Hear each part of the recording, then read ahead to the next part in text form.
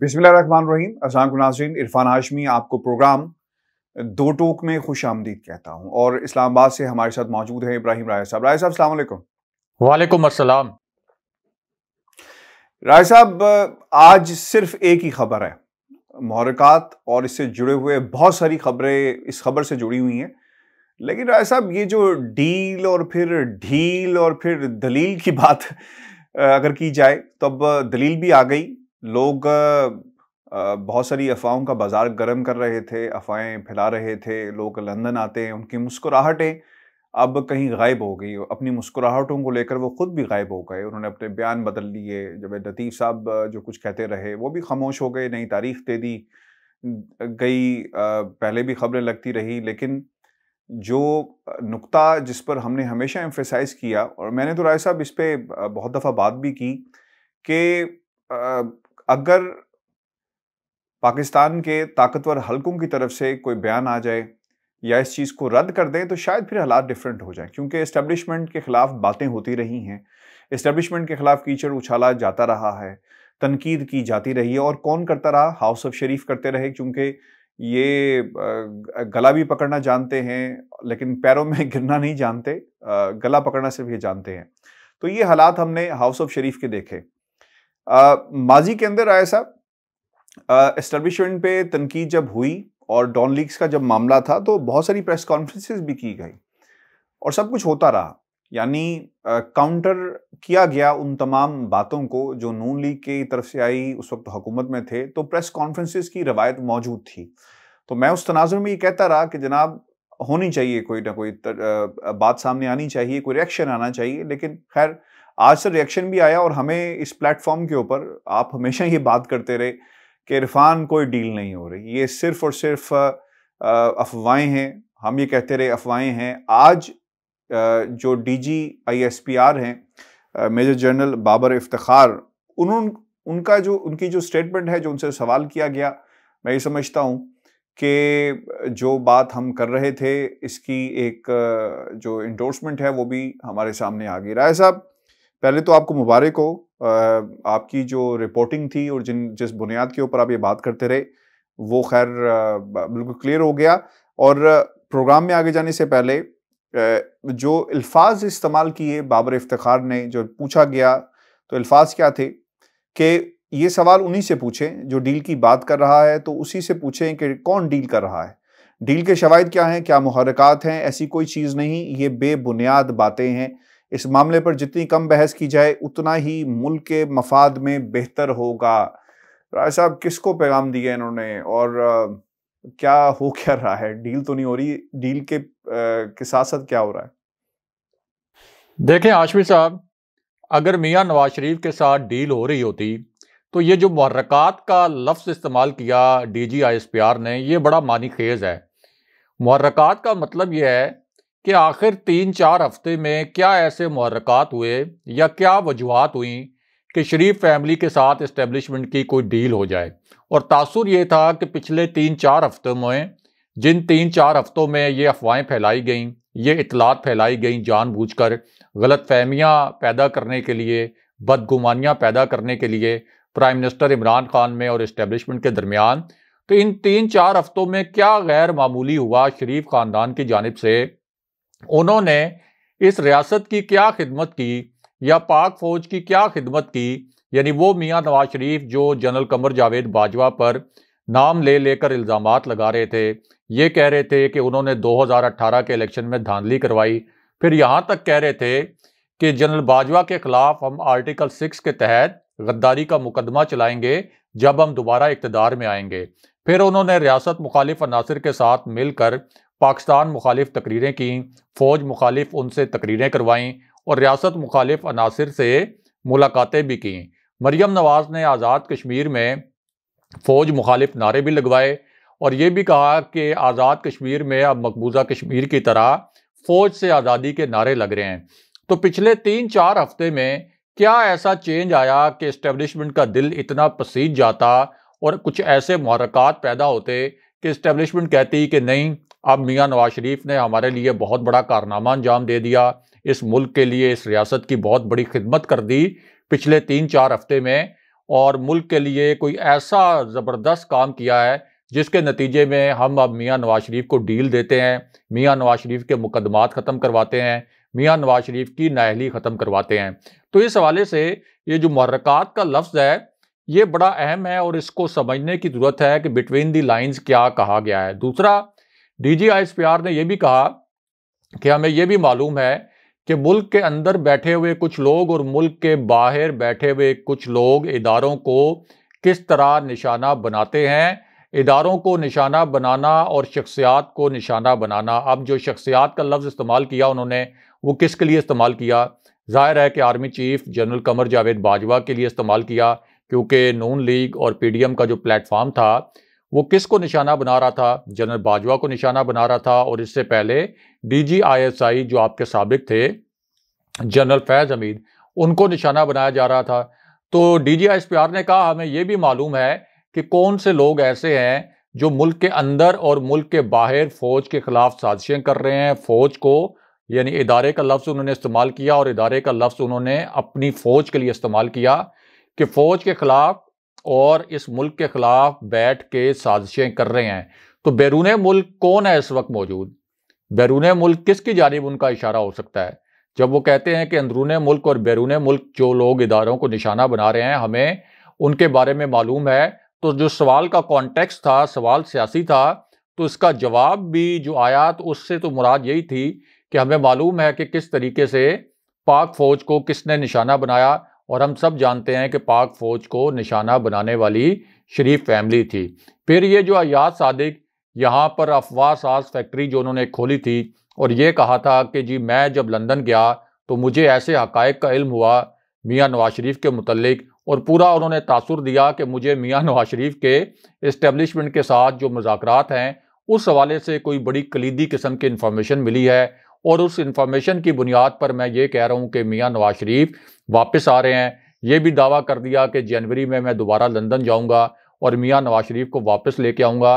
तो वो पूरी अफवाह साज फैक्ट्रियाँ जो हैं वो आज एक स्टेटमेंट जो DGISPR का था उससे उन्होंने वो बंद कर दी। और ये हाशमी साहब, शहबाज शरीफ के जो राब्ते थे, इसमें तो कोई शक नहीं है कि शहबाज शरीफ ने सरतोड़ कोशिशें की।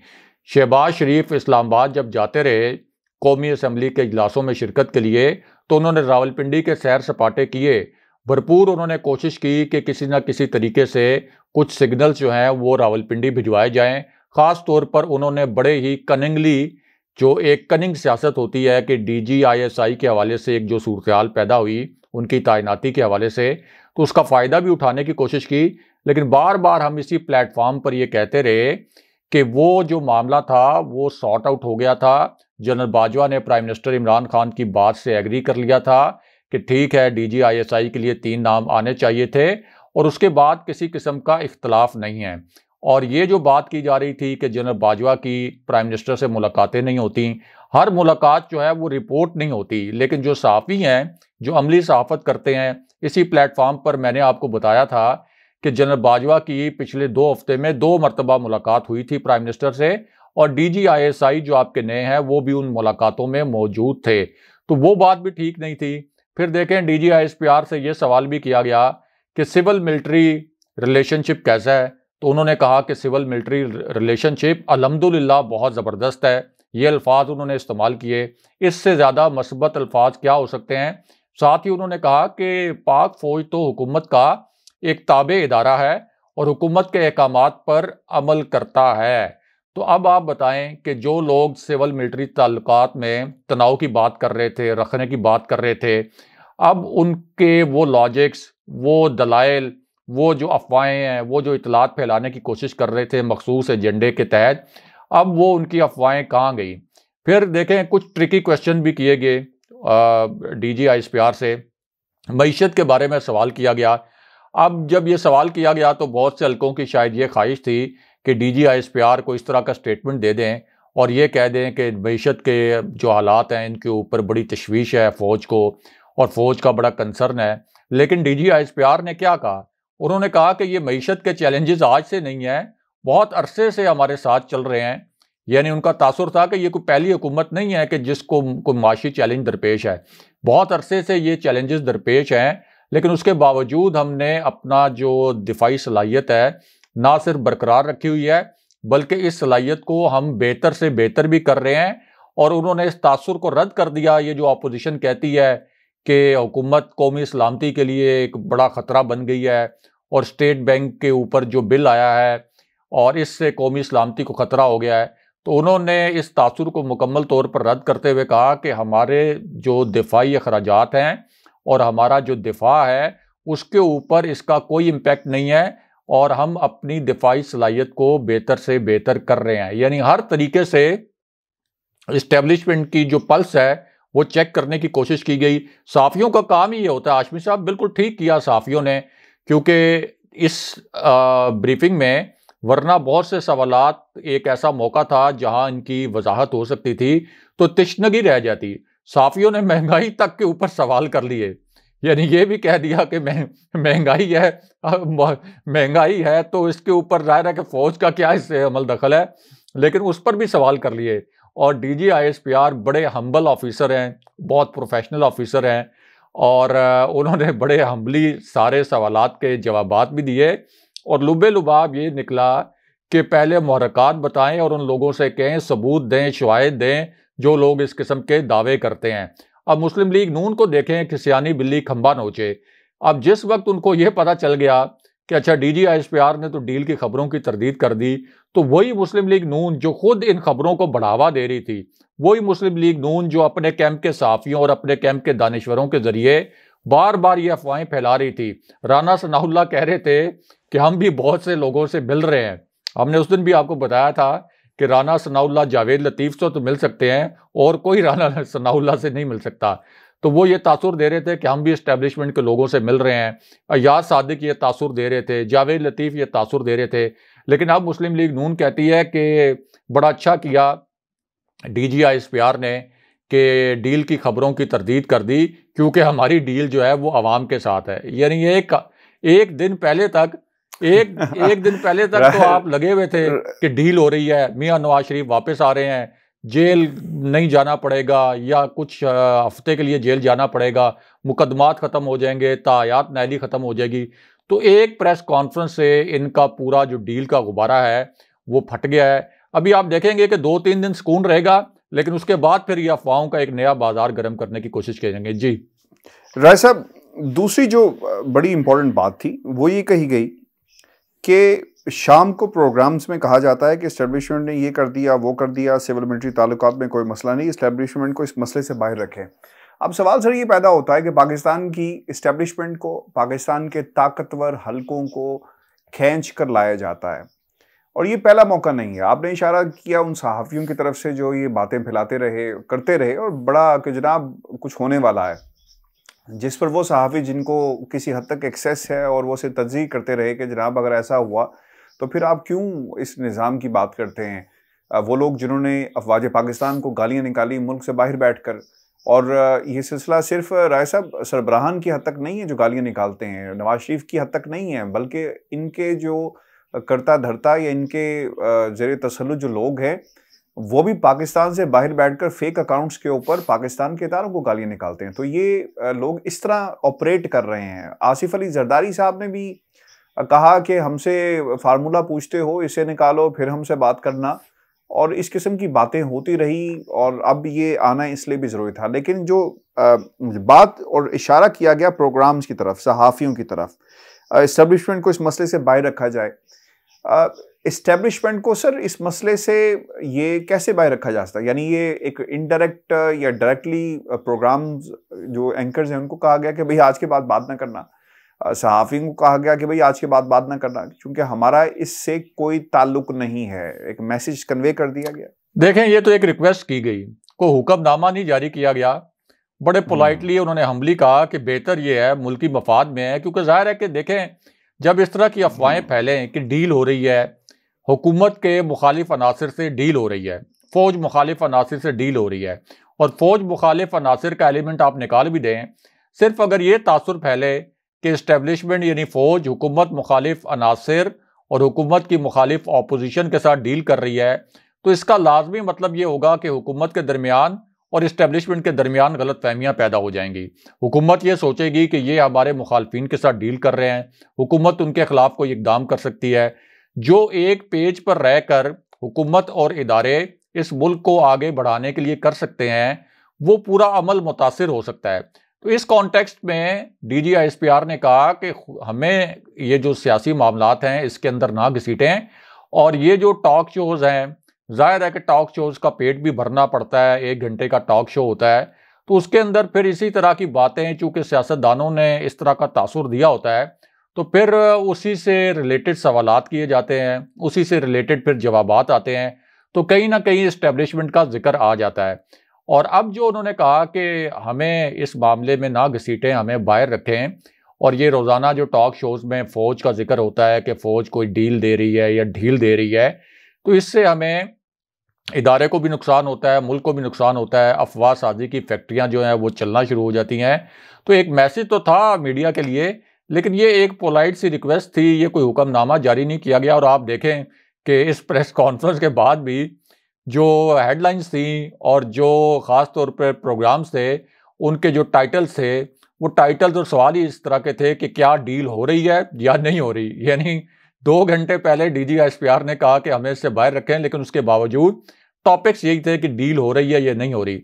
तो मीडिया को ज़ाहिर है मसाला भी चाहिए होता है, तो इस वजह से आप देखेंगे कि ये डील का शोर 2-3 दिन कम होगा, लेकिन उसके बाद दोबारा से ये शोर बुलंद होगा, क्योंकि सूट करता है अपोजिशन को कि वो ये तासुर बना के रखे कि डील हो रही है, डील हो रही है, हुकूमत को दबाव में लाए, और फिर हुकूमत उस दबाव में आके इस्टेब्लिशमेंट के ख़िलाफ़ कोई ऐसा बयान दे दे, कोई वज़ीर बयान दे दे, प्राइम मिनिस्टर कोई बयान दे दें, जिससे दोनों जानिब जो एक तासुर है गलत बदगुमानियों का, वो हकीकत में बदल जाए, और हकीकत में कोई बदगुमानियाँ पैदा हो जाएं और कोई गलतफहमियाँ पैदा हो जाएं। राज साहब, वहां पे और भी सवाल हुए, डील के हवाले से तो बहुत सवाल किए गए, लेकिन आर्मी चीफ की एक्सटेंशन का मामला भी जेर बहस आया। क्यों ये मामला उठाया गया है? कहीं ना कहीं कोई बात हो रही है कि शायद एक्सटेंशन होगी, या it is too early to say. लेकिन खैर सर, इसी साल ये मामला जो है किसी न किसी नतीजे पे पहुंचेगा, और जब भी आर्मी चीफ की तकर्री का मामला हो, एक्सटेंशन का मामला हो, ऐसी बातें जरूर की जाती हैं। देखिए, नवंबर में army chief general Qamar Javed Bajwa का जो एक्सटेंडेड टेन्योर है वो ख़त्म हो रहा है 29 नवंबर 2022 को। लेकिन जाहिर है कि ये एक पाकिस्तान के अंदर रवायत रही है मीडिया की भी, कि जो आखिरी साल होता है किसी भी आर्मी चीफ का, जैसे हमने देखा था जनरल राहिल शरीफ का जब आखिरी साल था, तो उस वक्त ये क्यास आराइयाँ शुरू हो गई थी, एक्सटेंशन मिलेगी नहीं मिलेगी, क्या जनरल राहिल शरीफ एक्सटेंशन लेना चाहेंगे या नहीं लेना चाहेंगे। और फिर हमें याद है कि सऊदी अरेबिया के दौरे से जब वो वापस आए थे, तो एक ट्वीट के ज़रिए DGISPR ने यह ऐलान किया था कि जनरल राहिल शरीफ एक्सटेंशन नहीं लेंगे। इसी तरह जनरल कमर जावेद बाजवा का जो पहला टेन्योर था, वो ख़त्म होने में भी अभी 6-7 महीने रहते थे, तो ये क्यास आराइयाँ शुरू हो गई थी। ये एक टॉपिक जो है हमेशा अंडर डिस्कशन आता है। अब चूँकि एक अफवाहों का बाज़ार भी गर्म था डील के हवाले से कि मियाँ नवाज शरीफ के साथ कोई डील हो रही है, फिर 2 ममालिक के मुतल्लिक ये बात भी की गई कि 2 गारंटर ममालिक भी बीच में आ गए हैं जो इस डील के ज़ामन हैं। यानी बिल्कुल उसी तरह जैसे मियाँ नवाज शरीफ पहले इंटरनेशनल इस्टेब्लिशमेंट के साथ डील के तहत पाकिस्तान वापस आए थे साबिक सदर परवेज़ मुशर्रफ के दौर में, और बेनज़ीर भुट्टो साहिबा असल में पहले वापस आई थी, और फिर मियाँ नवाज शरीफ ने भी उसी डील के तहत वापसी की थी। तो अब फिर ये इतलात फैलाई जा रही थी जानबूझकर कि 2 ऐसे मुल्क हैं जो कि इस डील के ज़ामिन हैं, और जाहिर है कि ये इतलात भी फिर मुस्लिम लीग नून के कैंप जानबूझ के गलत फहमियाँ फैलाने के लिए ही ये इतलात जो हैं वो सर्कुलेट कर रहा था, और जानबूझ के इन इतलात को बढ़ावा दिया जा रहा था। अब इस पूरी सिचुएशन में आर्मी चीफ का चूँकि पाकिस्तान के अंदर बड़ा ही एक कलीदी रोल होता है, तो इस वजह से ये क्यास आराइयाँ होने लगीं कि क्या जनरल बाजवा एक और उनको एक्सटेंशन मिलेगी या नहीं मिलेगी, क्योंकि अफ़गानिस्तान के अंदर जो सिक्योरिटी की सूरत हाल है उस हवाले से पाकिस्तान को चैलेंजेस तो दरपेश हैं। तो इसी वजह से जहां महंगाई से लेकर डील तक सवालात किए गए, वहां पर जनरल बाजवा की एक्सटेंशन के मुतल्लिक भी सवाल किया गया। तो इस पर भी DGISPR ने रिक्वेस्ट की कि इस तरह के मामले पर क्यास आराइयाँ नहीं होनी चाहिए और इसके ऊपर डिस्कशन नहीं होनी चाहिए। लेकिन जाहिर है कि वो खुद आर्मी चीफ तो नहीं है, इसलिए वो कोई वाज़ेह जवाब नहीं दे सकते थे। और फिर इसका जो इस्तेकाक है, इसका फ़ैसला खुद जनरल बाजवा और प्राइम मिनिस्टर इमरान खान, असल में तो कोई भी प्राइम मिनिस्टर हो उसके पास ये इस्तेकाक होता है, और फिर अगर जनरल बाजवा की रजामंदी हो तो प्राइम मिनिस्टर इमरान खान उनको एक्सटेंशन देना चाहें तो दे देंगे, और अगर प्राइम मिनिस्टर नहीं देना चाहेंगे तो ये भी उनका इस्तेकाक है। और पीछे जो 5 आपके मोस्ट सीनियर जनरल हैं वो भी इक्वली जो हैं एलिजिबल हैं और इक्वली जो है बासलाहियत हैं, वो भी बिल्कुल जनरल बाजवा की तरह एक प्रोफेशनल अंदाज में फ़ौज को चला सकते हैं। तो ये सारा जो पूरी कैलकुलेशन है, पूरी असेसमेंट है, ये प्राइम मिनिस्टर ने करनी होती है, और चूंकि इमरान खान प्राइम मिनिस्टर हैं तो उन्हीं का फैसला होगा। तो it is too early to say कि क्या ये एक्सटेंशन होगी या नहीं होगी। इसको रूल आउट भी नहीं किया जा सकता, क्योंकि जिस किस्म के सिक्योरिटी चैलेंजेस हैं उसके अंदर ये हो भी सकती है। और फिर हमेशा जब आर्मी चीफ की एक्सटेंशन का मामला ज़ेरे बहस आता है तो उसको सियासी जो हालात होते हैं उसके साथ भी जोड़ा जाता है, यानी कुछ ज़राए से ख़बरें या कुछ ज़राए से इतलात के ज़रिए उस मामले को सियासी रंग दिया जाता है। तो इस वजह से DGISPR ने कहा कि इस मामले पर सियासी नोयत की क्या आराइयाँ ना की जाएं कि अगर प्राइम मिनिस्टर इमरान खान उनको एक्सटेंशन देते हैं या नहीं देते, दोनों सूरतों में उसकी कुछ सियासी वजह नहीं होगी। तो ये उन्होंने क्लियर करने की कोशिश की। दूसरा, डील के हवाले से अगरचे DGISPR ने एक बहुत क्लियरली बता दिया है कि कोई डील नहीं हो रही, लेकिन आप ये उम्मीद न रखें कि शहबाज शरीफ इसके बाद कोई इस्टेब्लिशमेंट के साथ राब्ते करने से बाज आ जाएंगे या शहबाज शरीफ कोई गिव अप कर देंगे। शहबाज शरीफ को इससे कोई फ़र्क नहीं पड़ता कि उनको कोई इनडायरेक्टली शटअप कॉल दे दी जाए, इनडायरेक्टली उनको खामोश करवा दिया जाए, या ये कहा जाए कि हमसे राब्ते ना करें।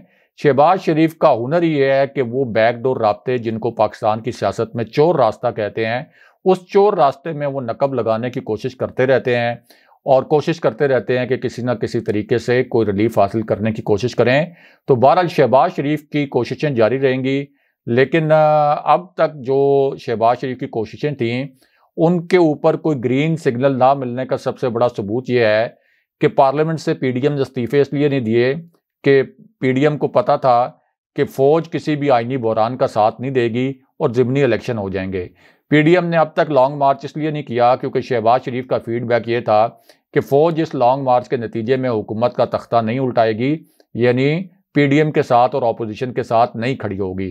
तो ये वाज़े इशारे थे और वाज़े सबूत थे, इसलिए शहबाज शरीफ पार्लियामेंट से इस्तीफे तो एक तरफ, वो लॉन्ग मार्च भी नहीं करना चाहते थे जिसको अब महंगाई मार्च का नाम दे दिया गया है। ये तो फजलुर रहमान ने अपनी फेस सेविंग के लिए आखिरी जो थ्रेट की थी कि मैं PDM के प्लेटफॉर्म से मुस्ताफ़ी हो जाऊंगा और इसकी सरबराही से मुस्ताफ़ी हो जाऊंगा अगर ये महंगाई मार्च भी ना किया गया, तो तब फिर एक दिन का ये इवेंट प्लान किया गया। लेकिन वो भी अब हाशमी साहब खटाई में पड़ता नजर आ रहा है, क्योंकि अब इनकी तैयारी नहीं है। तो अब ये इस तरह के बहाने बना रहे हैं कि 27 मार्च से, चूँकि KP में बल्दियाती इलेक्शन का दूसरा फेज़ शुरू हो रहा है, दूसरा मरहला शुरू हो रहा है, तो ये कह रहे हैं कि हो सकता है उस वजह से हमें लॉन्ग मार्च कैंसिल करना पड़ जाए। तो खुद फजलुर रहमान ये भी कह चुके हैं कि नए इलेक्शन जो हैं अब नहीं हो सकते, अब कोई मखसूस माहौल ऐसा बन गया है कि नए इलेक्शन का कोई चांस नहीं है।